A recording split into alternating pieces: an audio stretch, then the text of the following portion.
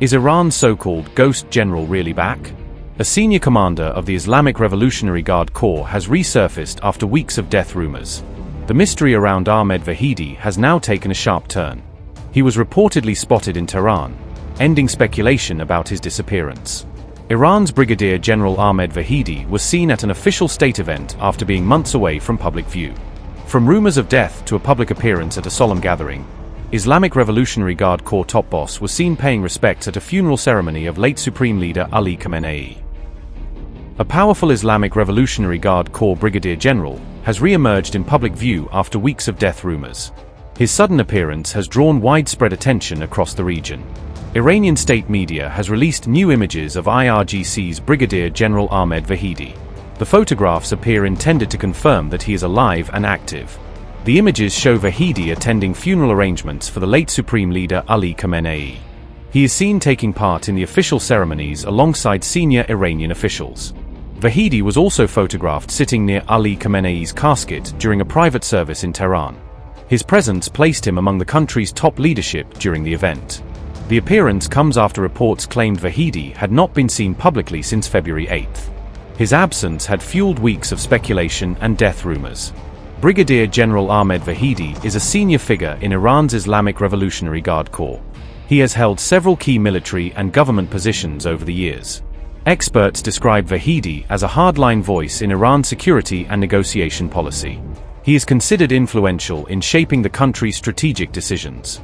He is believed to be part of a close inner circle around Iran's new Supreme Leader Mojtaba Khamenei. That position gives him significant influence within Iran's leadership. A new report says a hardline IRGC general has stepped into a central role in shaping Iran's war strategy, giving the military's most uncompromising voices more influence over political decisions. Brigadier General Ahmad Vahidi is reported to have taken over key responsibilities after Mohammad Pakpor was killed on February 28, the first day of US-Israeli strikes on Iran. Pakpor's death in those opening attacks created a sudden vacuum in the command structure, and Vahidi appears to be the man who stepped forward to fill it. The report describes Vahidi as one of the fiercest opponents of any compromise with Washington, a figure who sees US pressure as something to be resisted, not bargained with. He is now said to be helping craft Tehran's next moves in war-related talks, ensuring that military red lines strongly shape the diplomatic playbook. Analysts quoted in the piece argue that Vahidi is even more radical than Pakpor, pushing for a tougher stance in both rhetoric and response options. They say he now holds a very loud voice inside Iran's war room, heavily influencing how far Tehran is willing to go if talks fail or strikes resume. All of this comes as reports suggest that the US-Israeli attempts to weaken Iran's security apparatus have not produced moderates, but rather hardened those who remain. Instead of softening, Iran is reported to have toughened both its military posture and diplomatic demands under Vahidi's influence, narrowing the space for any easy deal. Born in Shiraz in 1958, Ahmad Vahidi came of age just as Iran's revolution reshaped the state and its security institutions. He joined the post-revolution establishment in 1979, embedding himself early in the new power structure that replaced the Shah's order. Vahidi studied electronics and industrial engineering, giving him a technical background that later fed into his roles in intelligence and defense. By 1981, he had been appointed a deputy intelligence chief, placing him close to some of the Islamic Republic's most sensitive operations. He went on to become the first commander of the IRGC's Quds Force, the unit tasked with overseeing many of Iran's foreign militant networks. Over the years, he has also served as defense minister and interior minister, rotating through some of the most powerful civilian security posts in the system. Vahidi is wanted by Interpol over his alleged role in the 1994 bombing of a Jewish community center in Argentina, a case he denies but which still shadows his name internationally.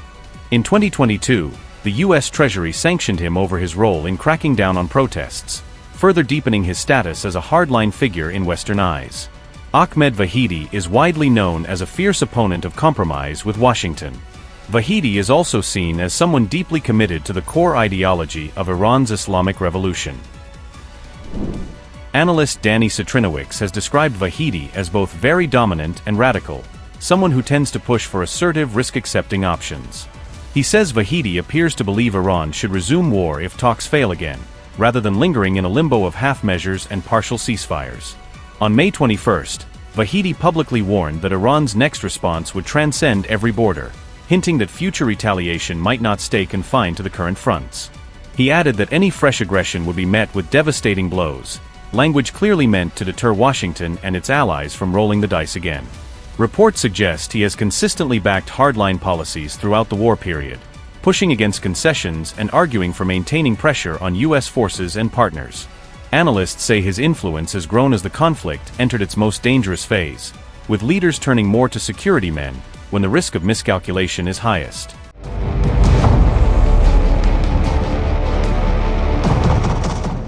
Amid mass mourning in Iran, Mojtaba Khamenei may now skip his own father's funeral, with officials saying security concerns outweigh the symbolism of a public appearance.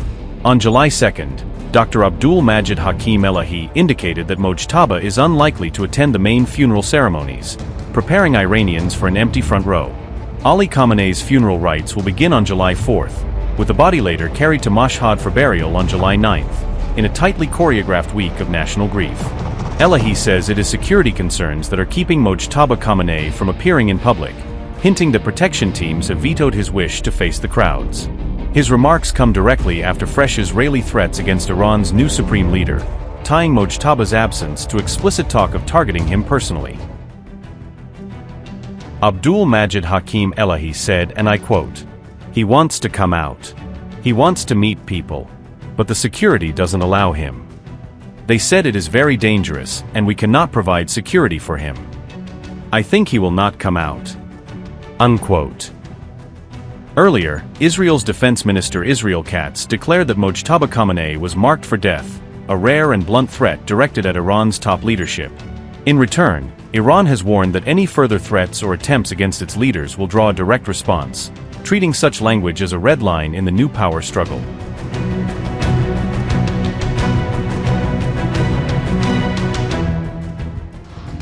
Memorial services were held for Mojtaba Khamenei's wife months after she was reportedly killed during U.S.-Israeli strikes on Tehran.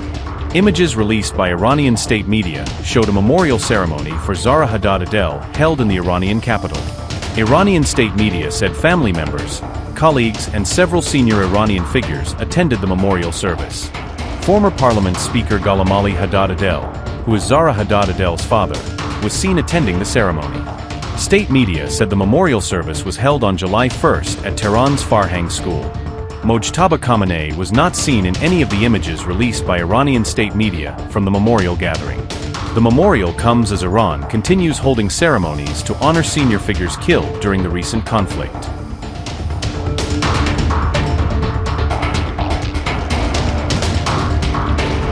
Officials from over 30 countries have already formally requested permission to send high-level government delegations. Multi-day ceremonies will take place across Tehran, Qom, Mashhad, and several cities in Iraq under tight security. The funeral schedule was postponed to allow preparations for what Tehran describes as a major international event. The ceremonies will be coordinated by Iran's Supreme National Security Council, the Leader's Office, and a National Organizing Committee. Special committees have also been formed to oversee security, media operations, transport, and foreign delegations. India is sending a high-level delegation to attend the funeral. Russia is expected to be represented by an official delegation. China is also expected to send a delegation to the funeral. Pakistan is expected to be represented by both public and official delegations. Iraq is expected to send senior officials, large public delegations, and prominent Shiite clerics. Afghanistan is expected to send an official delegation.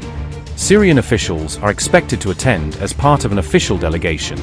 Lebanon is expected to send officials along with representatives of Iran-aligned groups. Oman is expected to be represented by an official delegation. Qatar is also expected to send an official delegation. Venezuela is expected to send a delegation to the funeral. Cuba is expected to be represented by an official delegation. Georgian President Mikhail Karabalashvili is expected to attend in person alongside regional leaders. Turkey is among the regional countries expected to attend the funeral. Azerbaijan is also expected to be represented at the funeral.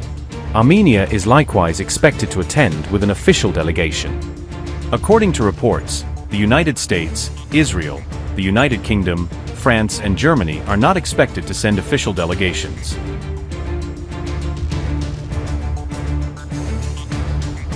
Khamenei's body will also be transferred to Iraq on July 8 for ceremonies in Baghdad, Najaf, and Karbala.